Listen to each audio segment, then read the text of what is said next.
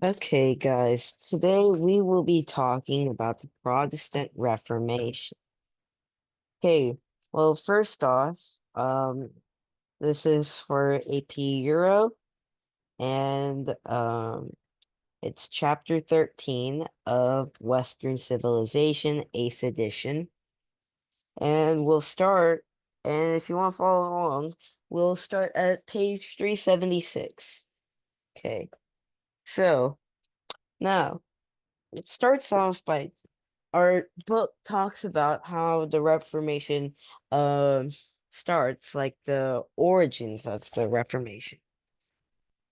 So the Reformation's origin would come from the Christian humanism, also known as the Northern Renaissance humanism, which one of its major goals was to reform Christianity and this idea of reforming the church, getting back to what the church originally stood for, avoiding all the complex theological arguments,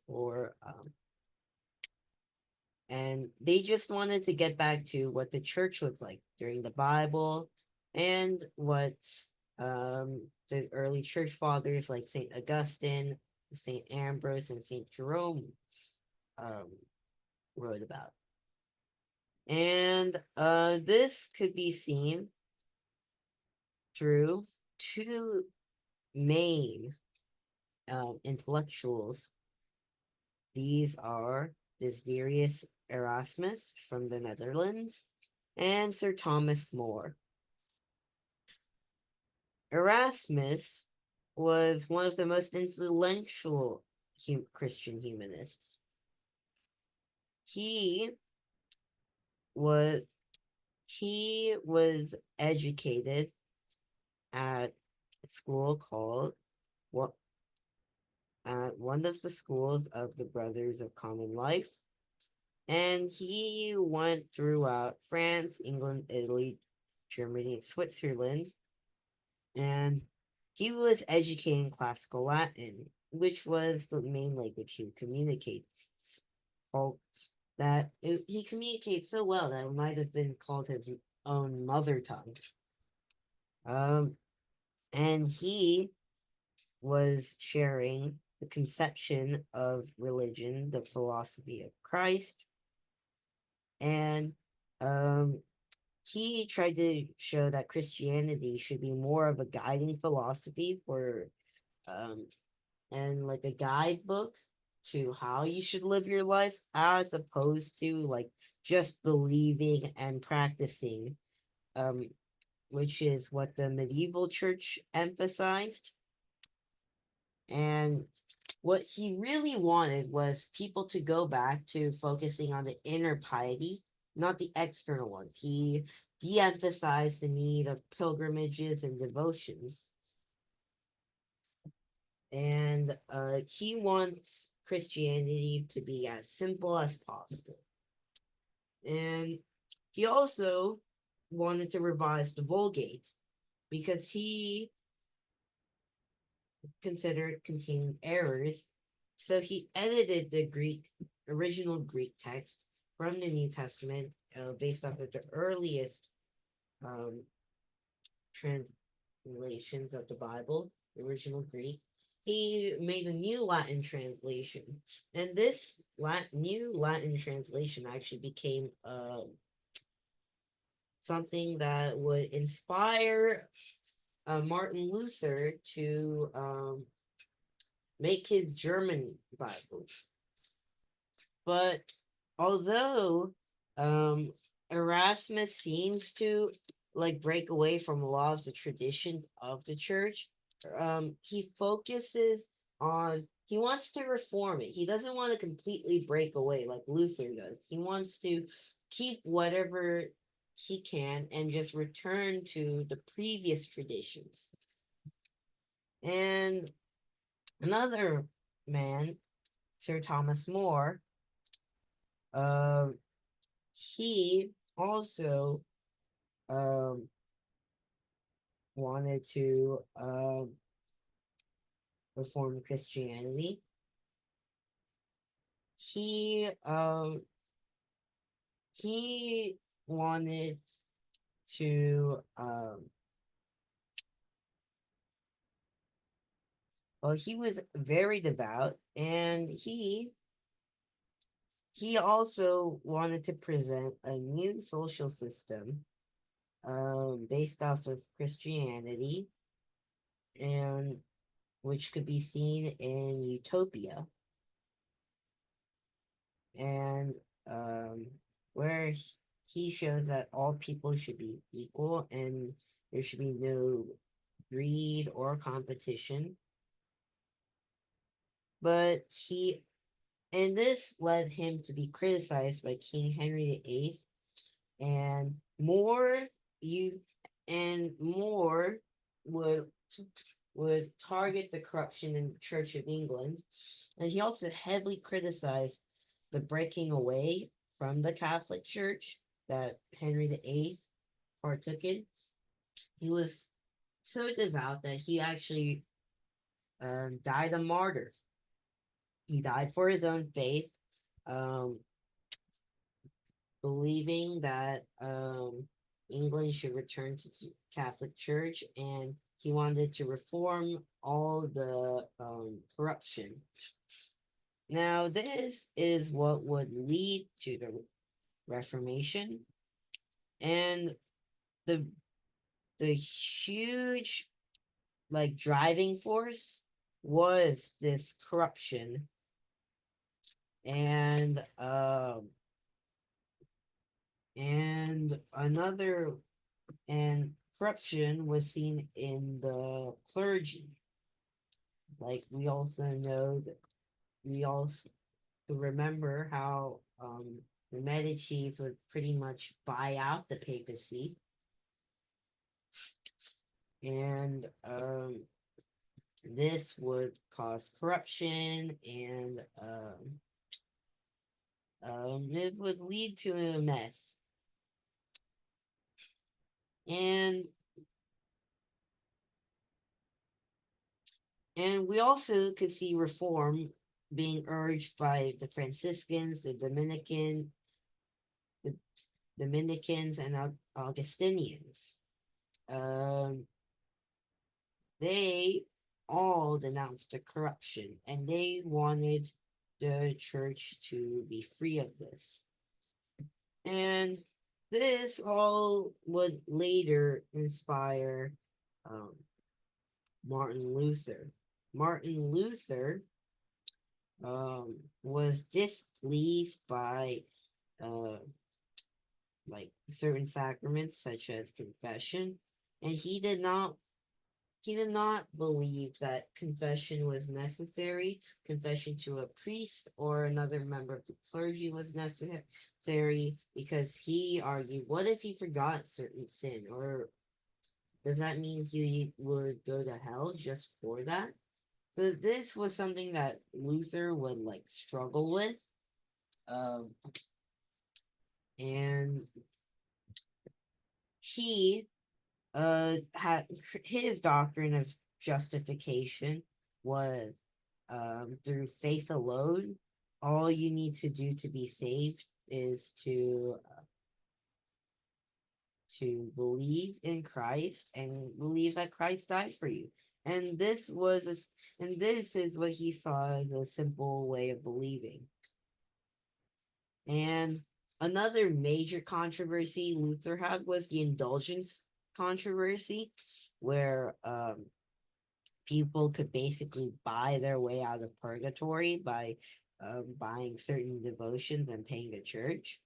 Now, Luther was angered because he saw the church using this as abusing the poor, and he also disliked the excessive power of the um, papacy. But Luther also knew that this arguing could give him the same fate as John Huss, who was burned at the stake as being tried as a heretic for following the beliefs of Wycliffe. Now,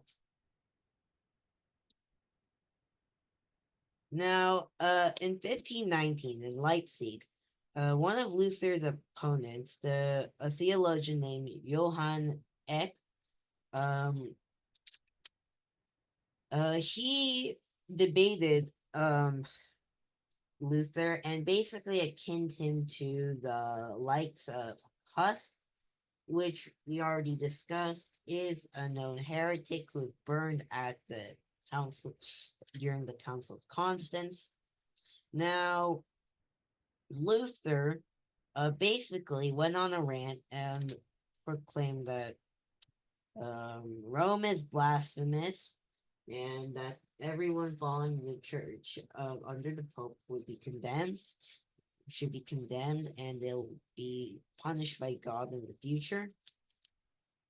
And this, and then Luther would also publish 3 pamphlets uh, addressed to the nobility of the German nation, um, the Babylonian captivity of the church, on the freedom of a Christian man, and also his famous 95 Theses. These would all let him to be condemned, and he would be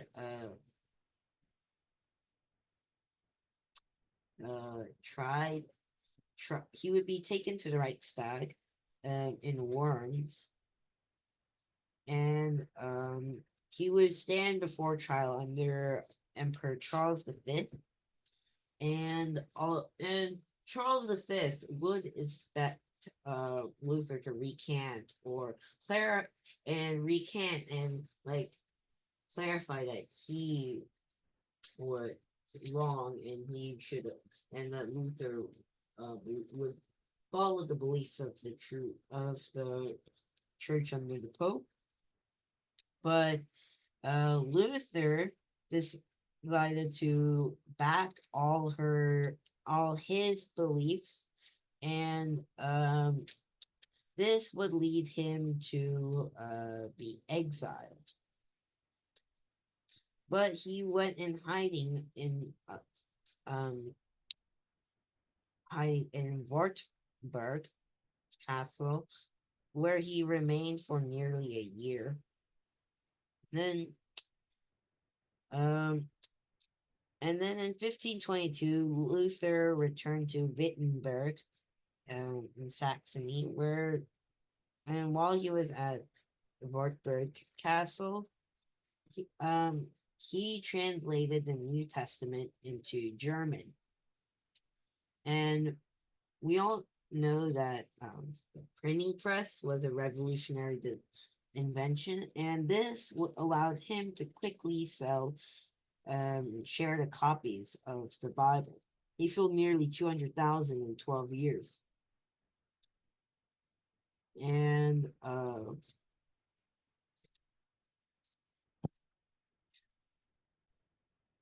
and um and Luther would basically go and attack the church under Rome and basically say that it's a corrupt organization and people should leave the church in Rome. And this allowed him to spread throughout different regions, especially in the northern areas of Germany.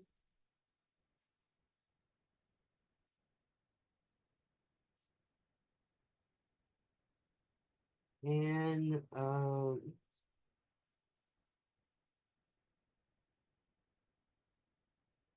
he was supported by a man named Philip um, Melanchthon, um, who arrived in Wittenberg to teach Greek and Hebrew, who was attracted to Luther's ideas and his doctrine. Also, but Luther had a challenge. It was the Peasant War, peasant war stemmed from dissatisfaction, and many peasants haven't been entirely improved by the economic improvement of the early 16th century, and and they and but influential local lords continue to abuse the peasant and demand taxes and other services, um, which wanted them to return to basically the old old feudalist days. And but but the social discontent during that time, all the peasants looked towards Luther, and they actually started to follow him. And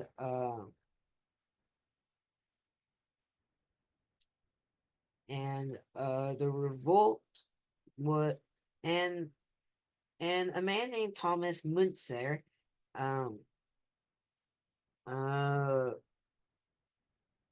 who inspired the peasants to revolt, and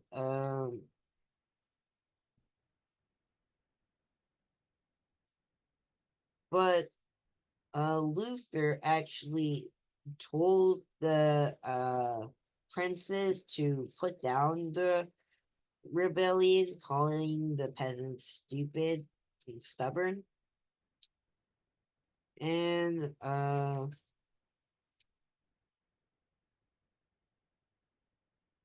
and by the time it was put down, Luther found himself ever more dependent on state authorities for the growth of the Reformed Church. Um, and now we'll get into another thing that Protestants disagree. Luther denies transubstantiation, which is when the Eucharist is taken, it transforms into the literal body and blood of Christ, and uh,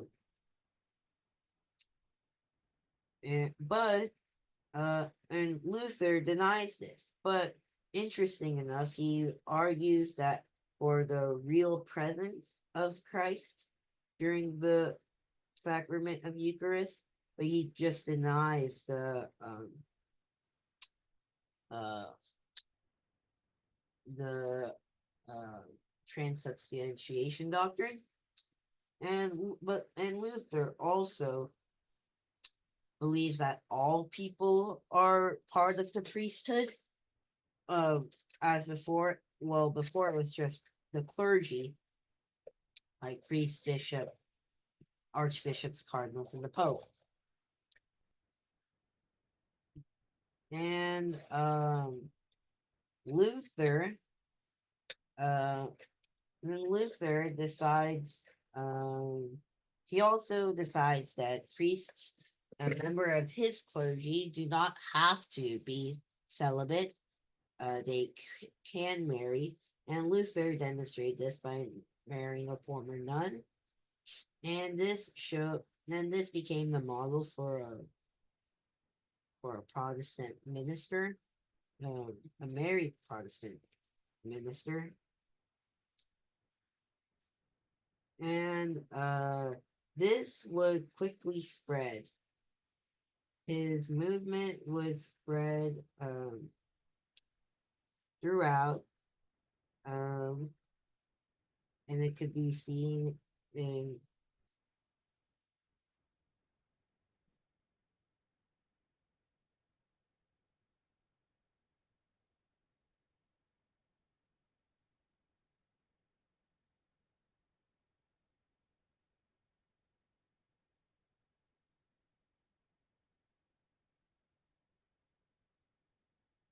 now. Luther, uh, since his movement's very close to the political affairs of Germany, of the Holy Roman Empire, uh, uh, this would cause a crisis because different um, people would different groups would convert to Protestantism, or they would affirm their loyalty to the Catholic Church. And this would cause a crisis. Um, and Luther caused a huge problem for the Holy Roman Empire.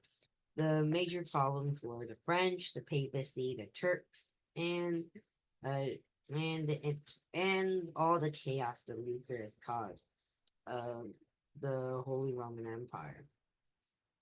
Now, France, uh,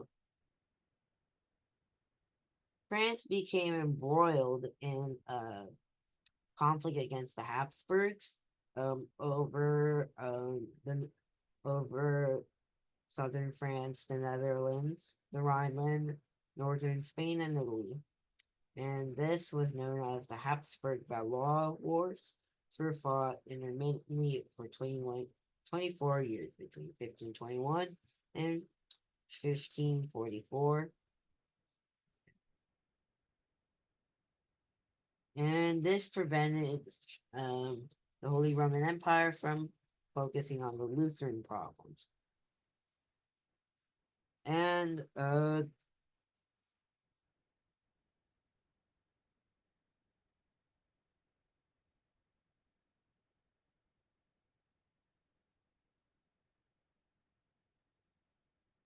and while Charles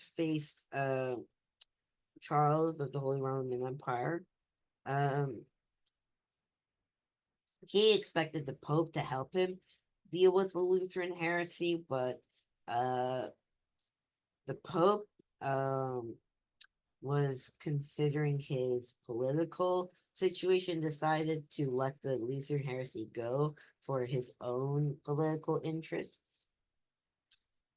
And the Pope would join the side of the French during the Habsburg Valois Wars, which caused catastrophic results. Now, Charles V of Spain would go crazy, and he would attack Rome, sacking the city. And this would cause the Pope to come to his senses, uh, and this would cause Charles V to be pretty much reign supreme over Italy because the Pope was weakened by this war. Another problem, the Ottomans. Um, they previously overrun Constantinople in the Balkans, and uh, the Ottomans they've taken pretty much they are they've pretty much taken all of northern Africa, Rhodes, an island in Greece which was significant to Christianity, and under Suleiman the Magnificent, the Ottomans uh, defeated uh, King Louis of Hungary in the Battle of Mohat, and the Ottomans they overran Hungary, and they moved into Austria, and they besieged Vienna, but but the emperor but Christian Europe was able to hold them off. And by the end of 1529, Char- now he had after the Habsburg Valois Wars ended and the Turks had been defeated, and he was able to get the Pope to side with him politically. He had to deal with the problem of Lutheranism. Now he tried to fix it at the Diet of Augsburg, but it was inadequate, and it wound up demanding that the Lutherans would return would and part of it was to order the Lutherans to return to the Catholic Church, but but eight but the princes were and imperial cities that had converted to Lutheranism. They were all fearful of Charles's intentions, so they decided to like stay separate. And there was a youth and the threat in Vienna again caused Charles to compromise with the Protestants in order to um, fend off against the Ottomans. And again, the Habsburg, and then he would have to fight again against France in another part of the Habsburg Valois Wars in the Low Countries, and now it seems that Charles is free to resolve the problems, but by the time Luther has died, all hopes of compromise had faded. Um, and then the Protestants and Charles V that under an army of Germans, Dutch, Italians, and French, I mean Spanish, all decide to battle the Protestants. But and they decisively defeated the Lutherans at the Battle of Mulberg. And this seems that this caused the Protestants to seem they're pretty much doomed. They have no hope. But uh, the Protestant princes allied themselves with the French king Henry II, and who wanted to take advantage of the chaos of the Habsburgs. And now it seems that the Protestants have uh, won. They have taken the advantage, and Germany in 1555 had to come to the Peace of Augsburg, which was a turning point of the um, Reformation, which made Protestantism recognized legally and granted it the same standing as Catholicism in legal terms. And it also allowed German rulers to determine the religion of himself and his subject. And this ultimately um, undid Charles's hopes for a united empire, and the idea of Christian unity from the medieval time um, was permanently gone, and the Protestants served as this like underscore to show that Christianity seems to almost be ununitable again. Now, this was going over the reading pages 377 through 388. And you can find all these information that I pulled from the textbook. Now, this is just a brief summary, and I hope you enjoy this lecture. See you another time.